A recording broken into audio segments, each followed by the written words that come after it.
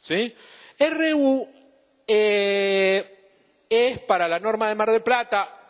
Te pido por favor, que lo leí muy rápido estos días para preparar el caso, así que te pido que me corrijas todo lo necesario. RU es una figura en el Código de Planeamiento Urbano de Mar del Plata, interesante por un lado, yo la cuestionaría por otro. Digo, en este doble sentido. Es interesante ¿por qué? Porque en aquellos terrenos que aparecen vacantes y sobre todo estratégicos, el Código le quita norma, la deja sin norma. Si la deja sin norma, el precio del suelo es cero. Porque si el precio del suelo está en función de lo que yo puedo hacer en él, miro el código y digo no puedo hacer nada, el precio es cero. ¿Se entiende? Sin embargo, tiene precio. Tiene precio de expectativa, va. Ahora, es importante haberle sacado la norma. Recién hablábamos con mi amiga de Tandil, es muy importante sacarle la norma porque obliga a una cantidad de terrenos a negociar por proyecto la norma. Eso para mí es importante porque acá hay una tensión complicada en todo plan urbano y en todo código y en toda ley, etcétera, etcétera. Hay una tensión siempre presente entre norma y discrecionalidad. Digo, nosotros tenemos la tendencia por la cultura administrativa que tenemos en este país, heredada de España, etcétera, etcétera, de que todo tiene que estar súper reglado. Entonces hacemos un código que tiene 873 artículos, ¿sí? Ahora, todos los que estamos acá y que hemos hecho gestión urbana sabemos de que hay una cantidad muy importante de cuestiones que pueden ser regladas y otra cantidad muy importante de cuestiones que necesitan cierta flexibilidad para tomar las decisiones. Es más, que muchas de esas decisiones no las puedo tomar ex ante por norma, sino que hay que hacer un proyecto. La herramienta del proyecto es una herramienta mucho más importante. Digo, la norma tiene que reflejar un proyecto, no al revés. ¿Sí? Lo que pasa es que, bueno, discrecionalidad es confundida, lamentablemente en nuestro país, con arbitrariedad. Y discrecionalidad no es arbitrariedad.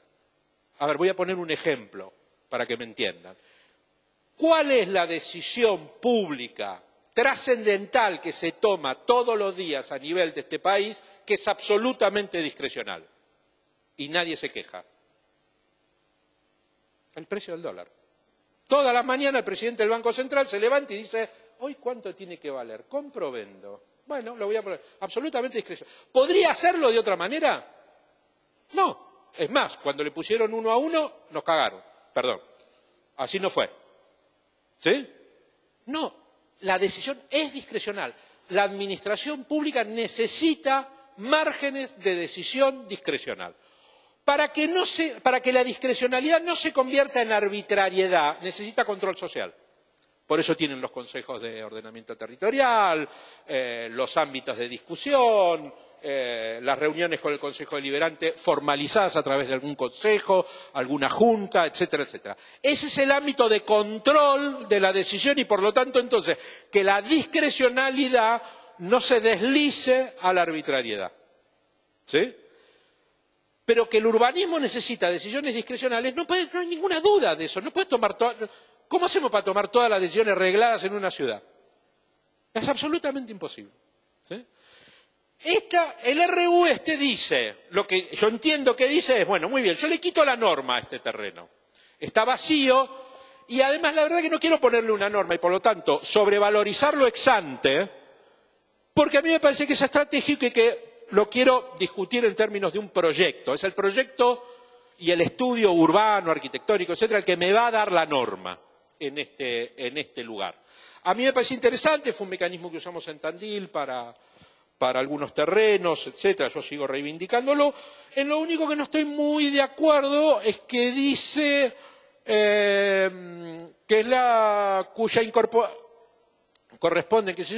cuya incorporación o parcelamiento de tipo urbano no se considera necesaria a corto plazo. Yo no pondría jamás eso. Ese terreno necesita una incorporación a corto plazo. Digo, es contradictorio con lo que estoy diciendo.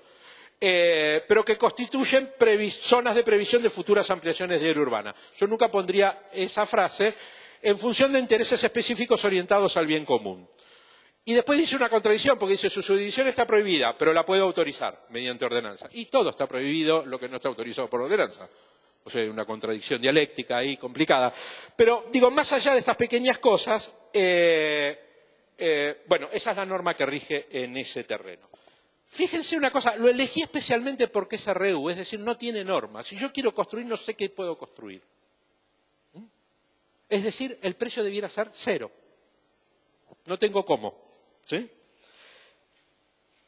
Y la otra cosa es que cuando vas... perdón, acá me adelanté un poco, puse mal la fotografía. Pero, a ver, cuando ustedes van al código, después, y entonces empiezan a mirar las zonas residenciales que están al lado, son R7, qué sé yo, o subo a R6 o subo a R5, que tienen normas relativamente parecidas, ¿no? Digo, son todas de baja densidad, etcétera, etcétera. Y ahí aparece esta idea que tenemos en todos nuestros planes también, de que la baja densidad es sinónimo de periferia. ¿Sí? Y entonces me parecía que ahí también teníamos que hacer una reflexión más compleja, digamos, porque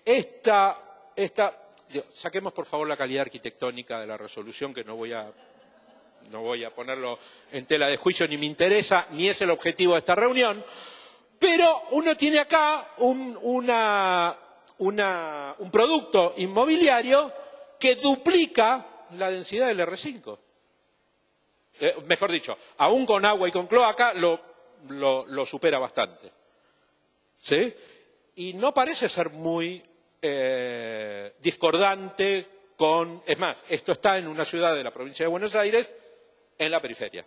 ¿Sí? O cuando uno mira un poquito este tipo de configuraciones con densidades de 420, bueno, tampoco lo veo demasiado discordante. Estamos hablando de 420. ¿Por qué no aumentar un poco? Es la discusión que Juan planteaba hoy, ¿no? Digo, ¿por qué periferia es sinónimo de 80 habitantes por hectárea? Digo, que nadie puede pagar. Bueno, el tipo que se quiere hacer una casa, hace una casa. Ahora, el tipo que puede densificar y premiarlo por densificar, la verdad que es muy interesante. Y yo, la verdad, no veo ningún problema. Esto puede ser 2 casitas o puede ser una casita. Si yo le digo a Jorge, que no es arquitecto, ¿qué piensa que es esto? Él me va a decir, esto es una casa. Son 2. ¿Sí? Perdón, son 4. Hay 2 adelante y 2 atrás. Hay 420 habitantes por hectárea. Con 2 estacionamientos, perdón. Bueno, es el 50% de las plazas. En una periferia no me parece del todo mal. Esta tiene las 4 plazas, colega. ¿Sabe cuál es la densidad? 571 habitantes por hectárea. 8 dormitorios. ¿Les parece mal? Digo, la verdad. Digo, esto es típico departamentito, 2 dormitorios para matrimonio recién casado, al cual puede llegar al procrear. Porque si seguimos poniendo una casita por lote, el flaco no va a llegar, no va a llegar ni dibujado. Entonces, nada, quería poner esto en debate, nada más, no decir que la norma está bien ni mal, quería poner esto en debate inclusive para nuestra propia discusión disciplinar, ¿no? Porque si no, la verdad es que lo veo complicado, lo veo complicado. Bueno, este es un caso... ¿Por qué si estaba viendo Mar del Plata salté a esto? Claro, puse mal... Bueno, ahora sigo, Ricardo, con Mar del Plata. Este es un caso que estamos, lamentablemente por un problema obviamente de pedido lógico de discrecionalidad del municipio, no puedo decir dónde es, pero que llegó como consulta a la universidad porque lamentablemente cuando ustedes consultan por la 14449 en algunos ámbitos provinciales le dicen que es inaplicable, entonces como tocaron el timbre en La Plata y no los atendieron, tocan el timbre en la universidad. Esto es un terreno de casi 30 hectáreas que tiene 5 propietarios, ex industrial, 3 de los 5 están quebrados hace muchos años y 2 se están yendo al parque industrial. Está en un municipio mediano grande de la provincia de Buenos Aires. Ahí están las propiedades. Entonces, lo que se nos pidió a la universidad es que aplicáramos la 14449 de parte del municipio, pero que por favor hasta que no salga, obviamente es una decisión que tiene que tomar el municipio, ¿sí? De cualquier manera, sin decir dónde es y demás, es muy buen ejemplo para lo que estamos hablando en esta reunión. Esas dos flechas son dos importantes avenidas, muy importantes avenidas. Bueno, nada, ahí tienen el FOT que tiene ahora la zona circundante, que es el máximo que tiene la ley, porque además nosotros regalamos en la provincia de Buenos Aires mucho FOT en general.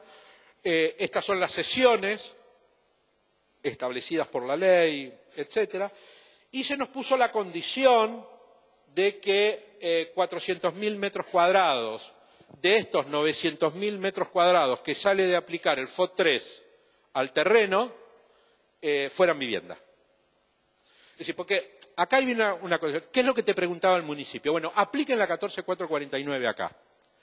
Yo quiero obtener la mayor plusvalía posible de esto, de este emprendimiento privado, porque con esa plusvalía quiero hacer una inversión importante social en loteos sociales en otro barrio de la ciudad. ¿Sí? Entonces, ¿cuál es la tensión que ustedes tienen ahí? La tensión que tienen ahí es que para que este terreno tenga una plusvalía enorme, lo que tienen que tener son usos hiperrentables, esto es, torres, oficinas, shopping, etcétera, etcétera, etcétera. Si ustedes optan por eso, el municipio tiene una plusvalía muy grande y puede negociar con el propietario una captura de renta importante para poder hacer una inversión social importante. Pero eso es a costa de tener entonces un proyecto absolutamente elitista. ¿Se entiende? Por lo tanto, entonces, la tensión es, bueno, no, metamos a ver si puede entrar el Procrear acá, etcétera, etcétera, etcétera, metamos vivienda para sectores medios, etcétera. Cuando ustedes meten esos usos, la rentabilidad baja y, por lo tanto, la plusvalía final también baja. ¿Se entiende? Entonces, pierden la posibilidad de recaudar más, pero ganan en mayor integración. Es una tensión. Entonces tienen que optar como urbanistas, ¿no? Y como funcionarios públicos decisores, digamos. Entonces les quiero plantear, a mí me parece interesante plantearles esto, porque la utilización de la ley les lleva a esa tensión. Les lleva a esa tensión. Es decir, si yo quiero sacar máxima plusvalía, hago un Puerto Maderito en cada municipio. Claro, un Puerto Maderito que después no entra nadie, porque la prefectura te mata a palazos si entras, etcétera. Creo que los que algunos me han escuchado alguna vez, yo soy un enemigo acérrimo de Puerto Madero, creo que es justamente el ejemplo de una década de urbanismo elitista, ¿no? Digo, tierra pública, proyecto público, etcétera, etcétera, para un conjunto de especuladores privados que solo dejan entrar a los más ricos. Bien, sigamos. Hay algunos intentos ahí con distintos usos, comercial, vivienda, etcétera. Algunos intentos de volumetría para ver cómo sería esa manzana. Otra propuesta número 2, no me voy ahora a detener en cada uno, lo que quiero que vean es que el proyecto es el que define la norma, ¿sí? Pero las alternativas del proyecto les permiten a ustedes calcular las distintas potenciales rentabilidades del negocio inmobiliario y, por lo tanto, las posibles potenciales capturas de plusvalía que tiene el municipio. Estas son algunas imágenes de lo que podría ser ese lugar. Con lo cual, ahí hay un cálculo de la alternativa 1 y la alternativa 2. Esto está absolutamente en borrador. Yo les traje así como están los borradores, digo, con equivocaciones, con todo. Hay una distribución de comercio, oficinas, hay un pequeño hotel de planta baja y 4 pisos. En ese lugar hay distintas calidades de vivienda, etcétera, etcétera. Los porcentajes que ocupan, los metros cuadrados y las ventas totales en la operación posibles de cada una de las alternativas, ¿verdad? Los costos de construcción y de infraestructura. Por supuesto, el inversor inmobiliario acá tiene que dotar todo de infraestructura, pero además, cuando empezamos a ver que aún en la alternativa de menor rentabilidad, de cualquier manera la plusvalía era muy importante, porque hay usos muy rentables, digamos, empezamos a agregar que el inversor no solo tuviera que ceder la plaza, la tenía que construir. No solo tenía que ceder el espacio de la escuela y del jardín, lo tenía que construir. ¿Se entiende?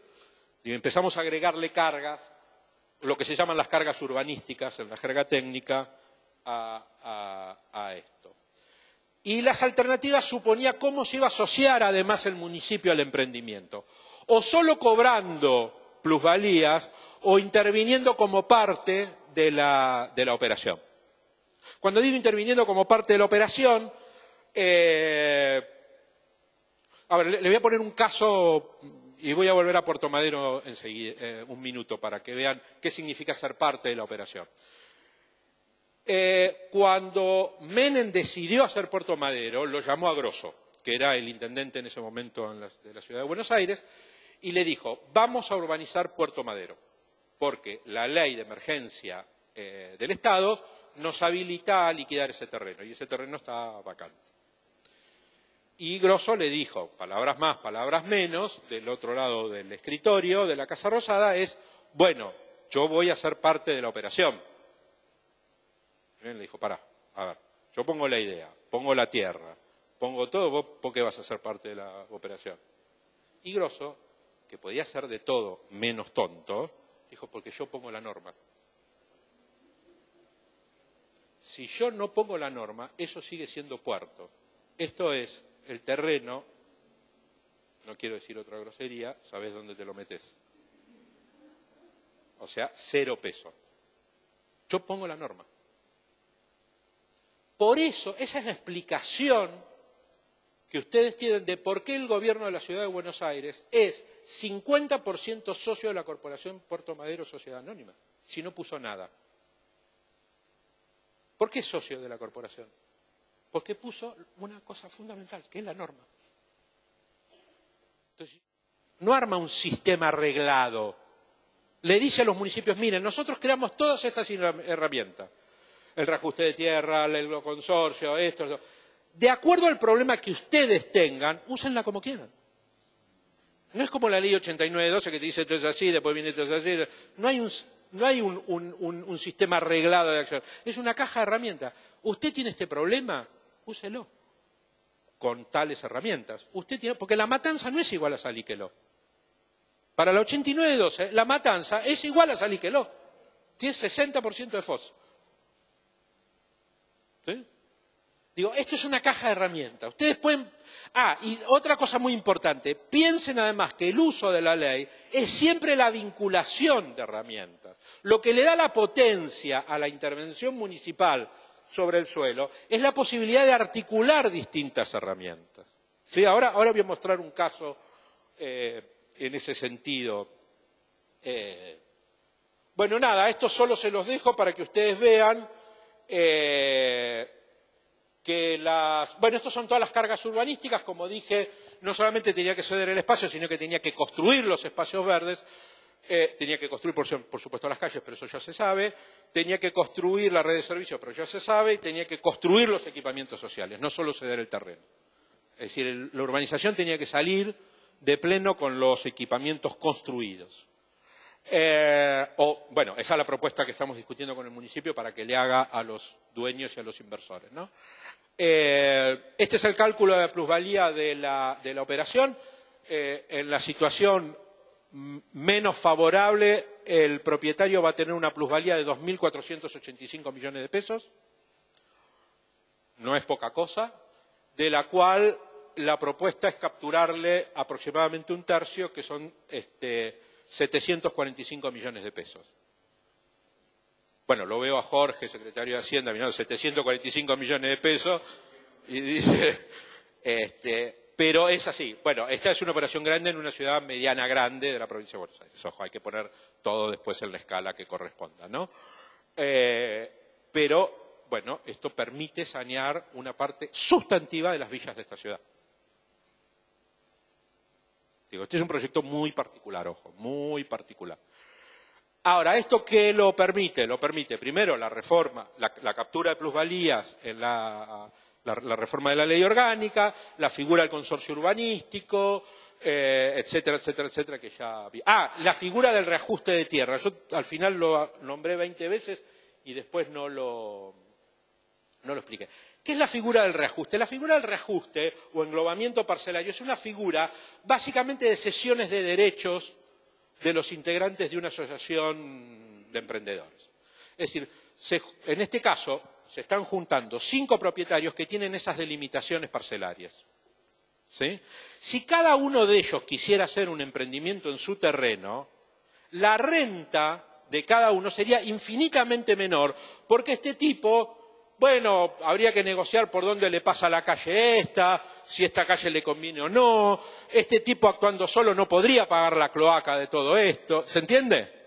Entonces, acá lo que el municipio le está proponiendo a las fábricas quebradas y a las otras que funcionan a medias, etcétera, etcétera, es, bueno, hagamos el englobamiento parcelario que me permite la 14449, es decir, vayamos todos a un fideicomiso y borremos los límites. Los propietarios de suelo entran al fideicomiso en un porcentaje igual a la superficie y valor del suelo que ponen en el negocio inmobiliario y se van del negocio inmobiliario sacando una renta igual al porcentaje con el que entraron. Si yo entré con el 10%, me voy con el 10% de los 2.500 millones de mangos. ¿Se entiende? Esto es básicamente. Ahí puede o no puede entrar el municipio. Eso es una decisión del municipio, digamos. Pero eso lo permite la figura del englobamiento parcelario que da la ley, la 14449. Es decir, sentarte con una serie de propietarios, proponerles un negocio que para ellos es rentable, pero para la ciudad también. O sea, es un instrumento típico de gana-gana. El instrumento del cobro de plusvalía es más, suena castigo. Ah, como vos ganás te voy a sacar. Digo, esto es un instrumento de gana-gana. Todos ganamos. La ciudad gana, el municipio gana, el emprendedor razonablemente gana, etcétera. No, la ley no fija un mínimo de suma. Ni un máximo, nada.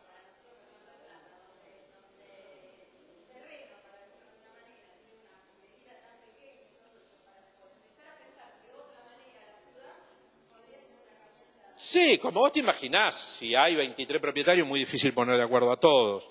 A ver, la figura del englobamiento parcelario, por ejemplo, en el marco normativo colombiano es obligatoria. Nosotros no lo pudimos poner obligatorio porque aquí no es obligatorio. Obligatorio quiere decir, si la Municipalidad de Bogotá decide que este sector se va a hacer por englobamiento parcelario, los propietarios optan entrar al fideicomiso o no entrar. Si no entran, la ley dice que el municipio los va a expropiar a precios anteriores al proyecto. Obvio. Con lo cual, claro, porque si yo te voy a expropiar a precios después del proyecto, obviamente me conviene no entrar. Claro. Digo, entonces, la ley dice que si vos tenés la posibilidad de no entrar, ¿sí? Pero si no entras, el municipio te expropia a precios anteriores al anuncio del proyecto. ¿Esto de Colombia? Ah.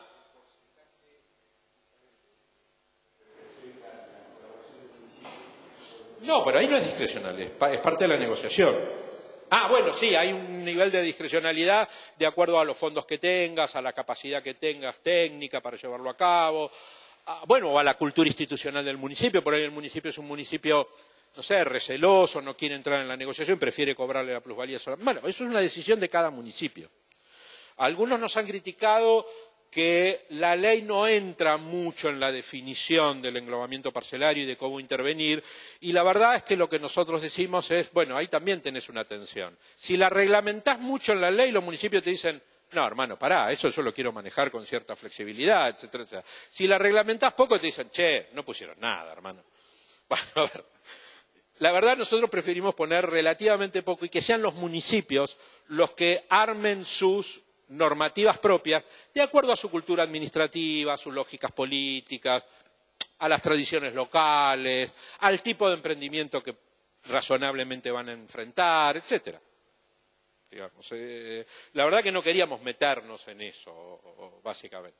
Bueno, entonces lo que estoy tratando de decir es que el englobamiento es una figura, o el reajuste de tierras es una figura que básicamente lo que hace es, al permitir aprovechar mucho mejor las condiciones de los predios, aumenta la rentabilidad de la operación inmobiliaria y por lo tanto aumenta la exigibilidad por parte del municipio de la captura de plusvalía o de la intervención, digamos, porque estos tipos pueden hacer esto porque el municipio va a dictar una norma especial para ellos, o sea, entre comillas, norma especial para un señor se llama privilegio. Si es privilegio tenés que devolverle parte de ese privilegio a la comunidad. Esto es de básico, principio jurídico básico, ¿sí? Bueno, entonces, disculpen que esté tan desordenado, porque además se me está haciendo la hora, pero, ya sé lo que me pasó con Mar del Plata, yo quería, lo que pasa es que estaba en el Excel esto. Yo armé también dos tipos, ustedes se acuerdan de ese terreno largo, ¿no? Digo, a ver, yo supuse, bueno, ese terreno tiene más o menos 16 hectáreas.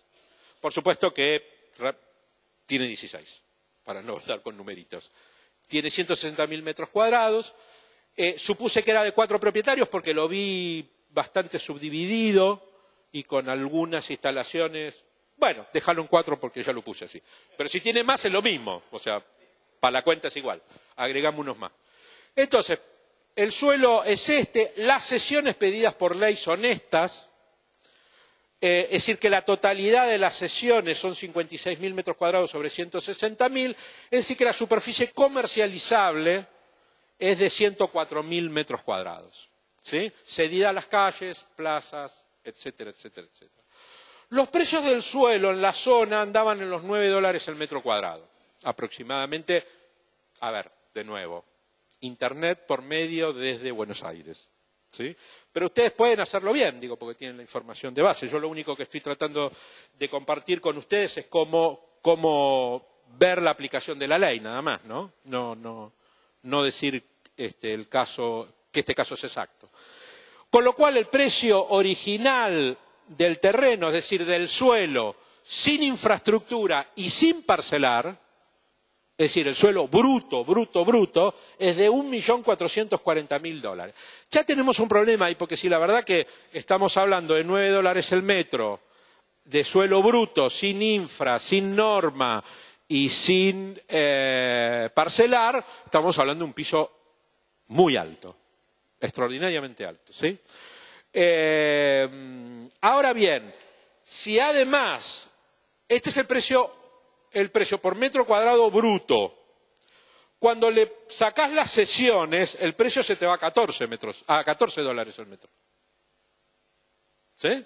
Es decir, es el 1.440.000 dividido, ya no 1.160.000, sino 104.000. ¿Me siguen? Digo, entonces, ya estás en un piso muy alto en ese lugar. Quiere decir que sin duda hay procesos especulativos complicados. Lo que nos llevaría a pensar, primera medida, es aplicar el primer instrumento que yo diría de la ley, castigo al inmueble baldío que la ley permite en los municipios, mucho mayor al que tienen. Es decir, si este terreno está así, es porque si Mar del Plata cobra impuesto al terreno baldío, no está cobrando lo suficiente.